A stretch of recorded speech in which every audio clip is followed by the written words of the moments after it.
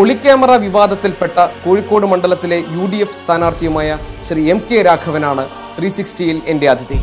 TV9 പുറത്തുവിട്ട ആ ദൃശ്യങ്ങളിൽ നിന്ന് മനസ്സിലാക്കിയെടുക്കാൻ കഴിയുന്നത് അവിടെ തെരഞ്ഞെടുപ്പ് ഫണ്ടിലേക്ക് 5 കോടി രൂപ താങ്കൾ കോഴ ആവശ്യപ്പെട്ടു എന്നതാണ്. ഞാൻ പറയാത്ത കാര്യങ്ങളാണ് എല്ലാം തന്നെ ഡബ് ചെയ്ത് എഡിറ്റ് ചെയ്ത് കേട്ടിട്ടുള്ളത്. പറയാത്ത എന്തൊക്കെ കാര്യങ്ങളാണ് ഇതിൽ വന്നിട്ടുള്ളത്?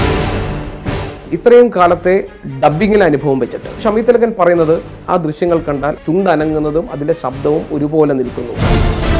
താങ്കളുടെ ആരോപണം ഇതിൽ CPIM ഗൂഢാലോചനയുണ്ടെന്ന്. ഇത് പെയ്ഡാണ്, അതിൻ്റെ പിറകിൽ CPM തന്നെയാണ്. സംശയം.